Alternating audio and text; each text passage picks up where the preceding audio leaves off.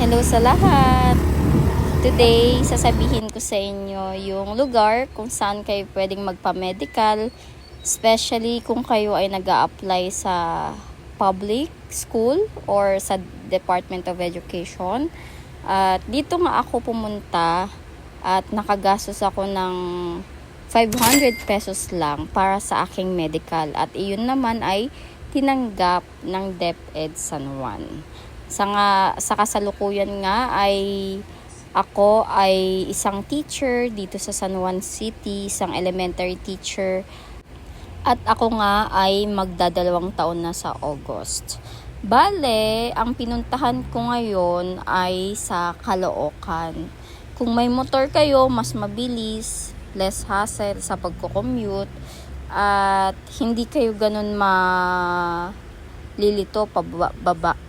Pero pag magko-commute kayo, pwede kayong mag-commute basta alam nyo yung Mayon Street sa Caloocan. Medyo madaming sakay pero mabilis lang talaga siya. Lalo na kung jeep ang gagamitin nyo. Dito sa ginawa ko, ako'y gumamit ng motor kaya tinakbo lang namin yan for like 15 minutes. Pero kung ibabiyahe nyo, siguro abutin kayo ng 30 minutes dito. Ayun na nga, madaming way kung paano pumunta doon sa clinic na pinag-medicalan ko. Kasi ito din yung ginamit ng boyfriend ko nung nag-apply siya sa isang company at tinanggap naman. Madaming paraan kung paano pumunta dito. Ito lang yung ruta na pinuntahan namin ng kapatid ko. Kasi kailangan niya din. Ngayon, ang ginawa namin, mula sa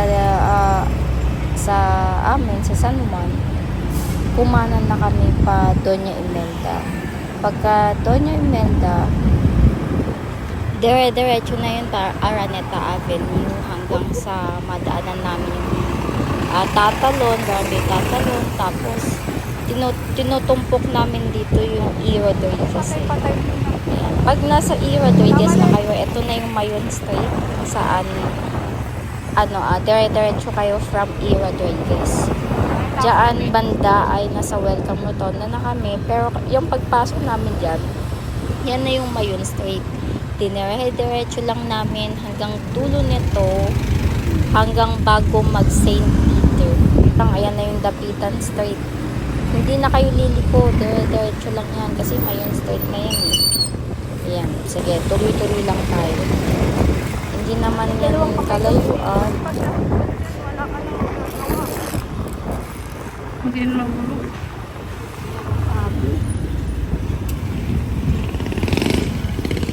Dito lang neto, te. Nga, dito, ang ginastos ko lang ay 500 pesos.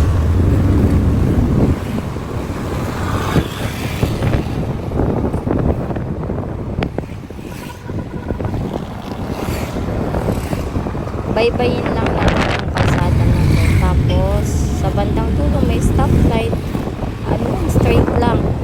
Sa bandang dulo, makikita na natin yung clinic na pupuntahan natin.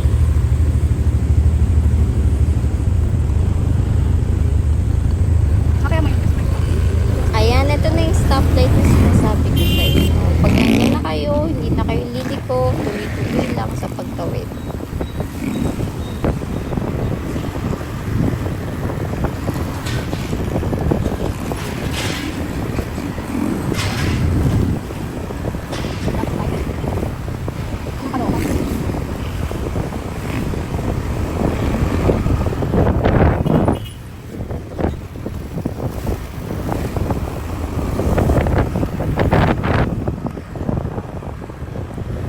Malapit na tayo. Makikita nyo, onting usog na lang dyan sa bandang punong yan.